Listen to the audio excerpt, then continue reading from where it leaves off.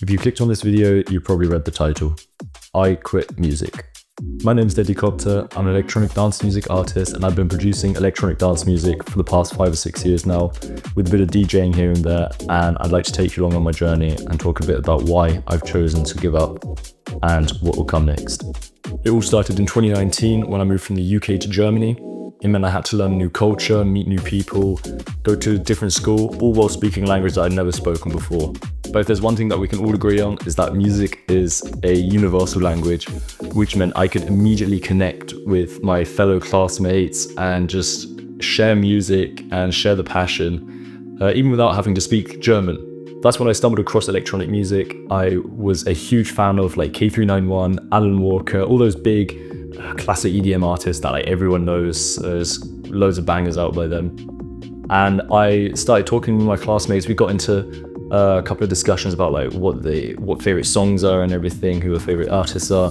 And as we got deeper into talking about this, I had an idea.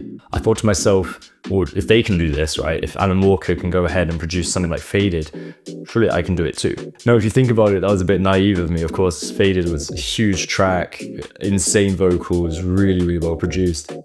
So I didn't really have a chance of doing that, but I really loved the idea of being able to produce your own music and put it out for the world to see.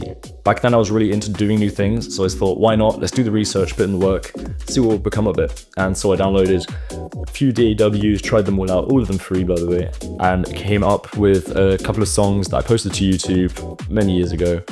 Got no traction, but were really my breakthrough moment, and it really awakened the love. After trying all these different music softwares, I finally came across one that I liked, Cakewalk, which is now Cakewalk Sonar, and I loved it. I loved the workflow. It was really my style. It was organized, but with the freedom that you needed in order to create such a track. Now, I admit my songs back then were nowhere near as good as anything I produced today, and of course they weren't really great at all. And so I kept on pushing and trying to bring out songs, and they never really gained traction. So that very quickly became something that I was more doing as a side project as I started to turn my focus towards DJing. I bought this mini controller back when I started DJing. It's the Hercules DJ Control Compact. It's a tiny little thing, but it's super cool, super fun to use. And this was my DJ equipment for the first 3 years of my journey. It's a little, got not many features, but certainly of course was a challenge in order to master it and really get used to using this as a main controller. I made a lot of videos with it, I played a lot around with it, but it never really became anything that I wanted to properly perform live for people or post videos to social media. And so that's why when I finally bought my first big controller, it really was a breakthrough for me, and it meant I could do so much more.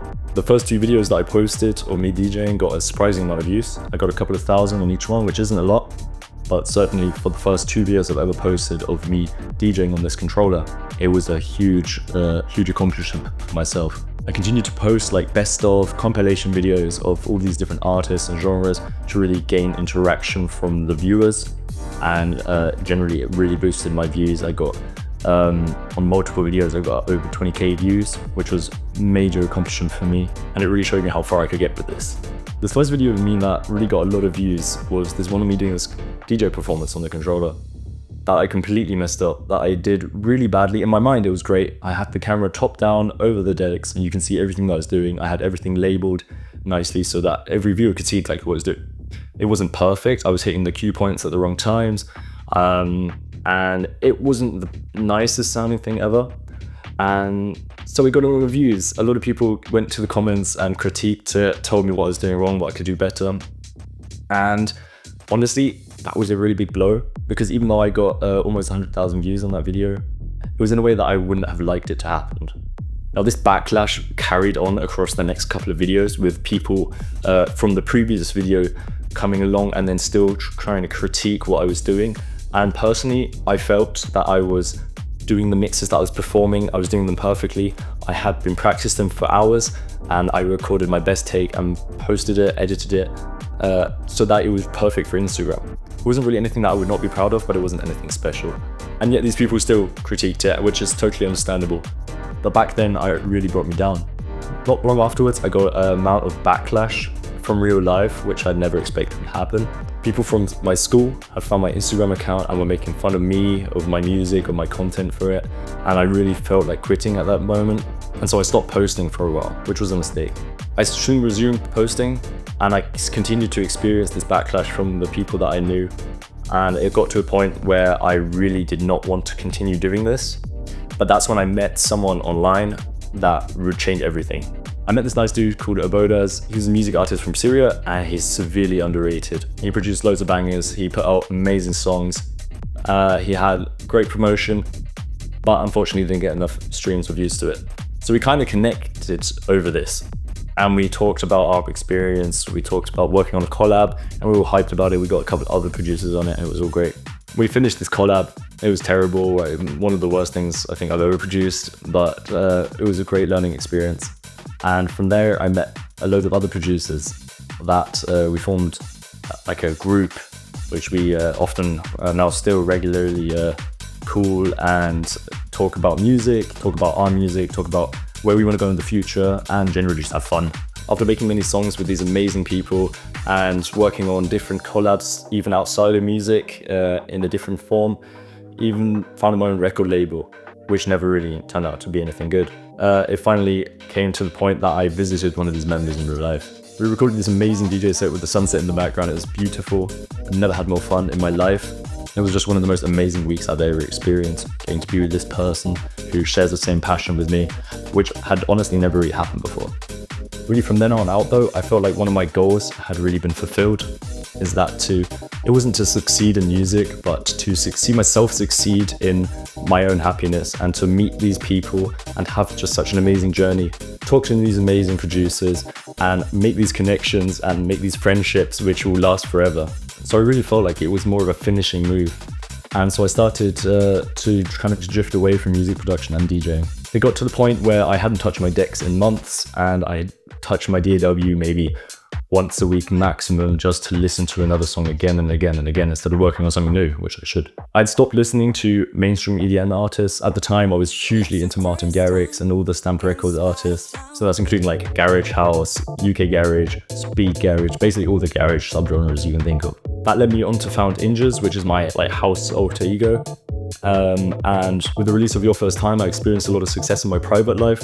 A lot of my friends, it was finally a song that they could actually enjoy because they felt that EDM was not really their genre and the stuff that I was making, like progressive house and stuff like that, is not really a very widely spread thing, whereas house is completely different. Everyone likes house, who doesn't like house? So after releasing Your First Time, I decided to get a lot deeper into the topic of house music. And I ended up producing stand-up. And I thought that it would be a shame to self-release it. And for the first time, I sent it to a label and it got accepted by this amazing label, Orion Records. And they were great. We whizzed through the important stuff, got it all sorted out, got it released very quickly. And it really grew insanely quickly in streams comparatively to my old songs. I was getting maybe daily like 10 streams across all songs, including Your First Time. But as soon as Stand Up got released, it was added to this one big playlist and it just blew up from there. At the time of recording, we're at almost 40,000 streams, which I am so happy with. When it first released, it was growing by about 5,000 a day, where it's now dropped down to 500, but I'm absolutely still happy with that. That's 500 more than I would ever have been able to imagine. So I'm really happy with how that went. But now it's 2026 and it's gone to the point where I've made all these amazing songs. I felt the success of stand up and I'm honestly starting to drift away from my old music style. Now this style was amazing. I really enjoyed producing it. It was a lot more complex to produce than house music, I must admit.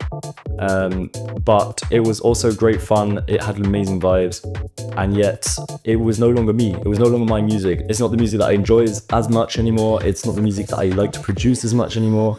And unfortunately, I decided that it's time to leave that behind. It wasn't the fact that I didn't like the music genre that I previously produced. It had just gotten to the point where I had grown out of this and had moved on to something else. That something else was both house and garage, as well as bass house, which is something that I've been really experimenting into. So this harder, darker bass music in comparison to the progressive house that I used to be producing. However, it doesn't really fit style-wise into the overall style of DeadlyCopter. So altogether, I wasn't happy with the branding of DeadlyCopter, the backlash that I'd already received and the reputation that had built up around it. and the music that I had previously produced. It got to a point where I just wanted to move on to something else and to start in a different direction from the beginning and not have to worry about all the haters and all the bad comments and everything that had really been a problem before. I could follow my music direction. I wouldn't have to work off of what I've already built up for myself. I can start from the beginning and I could really make it be me. And that's why me, DeadlyCopter, I officially quit music. I'm done. There may be the occasional release here and there if I happened to pull up the DAW and make a new track. But until then, I'm completely done with music and there'll be no more DeadlyCopter content coming out. This is in order to make way for much more content being posted on NJRSS, as well as my brand new project bSIDE, which will be focusing most on bass music, bass house, and that sort of stuff. So what does that mean? That means all my music will stay up. All the videos that I post on this channel will stay up, as well as all the videos I posted to Instagram. The only difference there being is that I will rebrand the entire DeadlyCopter Instagram page to bSIDE, and I will keep all the videos that I feel fit the vibe, fit the channel, and I will archive the rest. This YouTube channel will stay as it is. I'll create a separate YouTube channel for bSIDE, and then I'll start posting there, start posting my videos, my music, and everything that I want to create there. NJRSS will continue as normal, and I'm super happy to announce that I have a lot of content planned for that. And I'm really happy to be moving on, starting something else for myself, but I feel I've really needed it all this time. This change was supposed to come with a big personal event in my life. This personal event unfortunately did not happen as I intended, but I feel like in the run up to all of this, it's become something that really needs to be done, and therefore I'm doing it. So I want to thank every single one of you who's seen my videos, who's seen my music, who's maybe never seen me before and just thought the video looked interesting. Probably wasn't, but now you know more about me. So I really hope you have a great rest of your day, your week, your year, and I will see you in the next one. Without You just released as my final release on all streaming platforms. Go stream it now. It's not the best, but I feel like it's a nice finish. So thank you very much for watching. Hope you guys have a great evening, and I'll see you hopefully very, very soon. Goodbye.